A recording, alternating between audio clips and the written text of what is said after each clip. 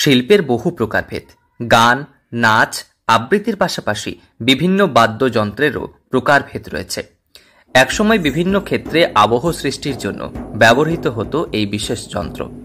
তবে উন্নত যান্ত্রিকতার যুগে ক্রমশই হারিয়ে গিয়েছে এই যন্ত্রের ব্যবহার। তার বদলে এসেছে অক্টোপ্যাড, পিয়ানো কিংবা কৃত্রিম বুদ্ধিমত্তা নির্ভর নানা বাদ্যযন্ত্র। তবে সেই মাত্র ২০-২২ বছর থেকেই তার শুরু। এখনও চালিয়ে রেখেছেন সেই শিল্পচর্চা। তথাকথিত গুরু থেকে শেখেননি তাল, লয় কিংবা বাজানোর কৌশল। গ্রামীণ এলাকায় যাত্রা হওয়ার কারণে যাত্রা দলের তবলিয়ার কাছে বসে তাল, লয় শিখেছেন। কখনো দেখে দেখে, আবার কখনো নিজের মনের মতো করে বাজানো শিখেছেন পারকাশন। তবলজির কাছে বসতাম, শিখতাম, দেখে শিখতাম। তবলজির কাছ থেকে তাল, লয়, বোল, মাত্রা সেগুলো সব শিখতে হয়েছে। শিখে মোটামুটি গুরুর কাছ থেকে শিখেছেন।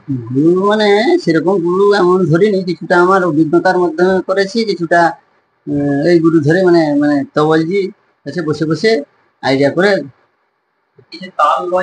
দীর্ঘ প্রায় ৪০ বছর পার করেছেন এই বিশেষ মিউজিক্যাল যন্ত্র বাজিয়ে। সরকারি ক্ষেত্রে কাজ করার পর অবসরেও তার এই শিল্পচর্চা তিনি চালিয়ে রেখেছেন। বিভিন্ন অনুষ্ঠানে ছোট্ট একটি সাইকেল এবং তার বাদ্যযন্ত্র নিয়ে তিনি পৌঁছে যান।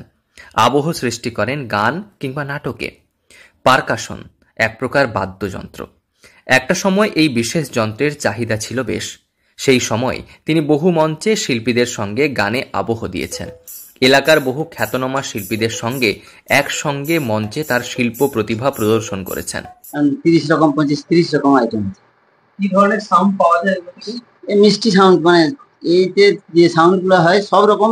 ওটা এখন আধুনিক যন্ত্র প্যাডের মধ্যে আছে, ওটা আমরা ম্যানুয়াল যন্ত্রে বাজাই হালকা করে, তাতে সুমধুর আওয়াজ পাওয়া যায়। পরিবারে কি গানের চর্চা ছিল আপনাদের? না, তেমন কিছু আমাদের ছিল না। হঠাৎ তাহলে এই জিনিসটা আসা গেল? এটা আমার মানে দেখে এটা মনের মধ্যে নেশা জাগলো যে এটা আমার খুব ভালো লাগছে। গানের মধ্যে যদি আমি এটা শিখতে পারি, আমাকে আনন্দ পাওয়া যাবে এবং আনন্দ দিতে পারা যাবে সবাই। বড় বড় শিল্পীদের সঙ্গে বাজিয়ে যদিও আমরা সেই বড় বড় শিল্পীর নাইটে আমরা সঙ্গীতে প্রথম শিল্পী, মানে ফার্স্ট শিল্পী, উদ্বোধনী শিল্পী হিসাবে বহুত মান্না দে, কি বলবো, নচিকেতা, হেমন্ত, ত্রিহম চৌধুরী, শ্রীকান্ত আচার্য, বড় বড় আর্টিস্টের সঙ্গে ফার্স্ট শিল্পী হিসাবে আমাদের শিল্পী। এখন তো এই জিনিসটা, কিন্তু বর্তমানে সবকিছুর উন্নতির সঙ্গে সঙ্গে হারিয়ে যাচ্ছে এই সমস্ত মিউজিক্যাল যন্ত্রপাতি। তবে এখনো তিনি তার এই প্রচেষ্টা চালিয়ে যাচ্ছেন। বয়স ৩ কালে গিয়ে ১ কালে ঠেকলেও তিনি দমে যাননি, ছেড়ে দেননি তার শিল্পচর্চা। আধুনিকতার যুগেও এলাকার একমাত্র পারকাশনিস্ট তিনি।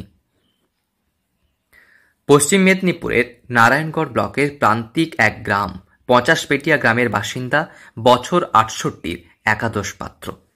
পেশাগতভাবে তিনি বিএলআরও দপ্তরে চেনম্যানের কাজ করতেন।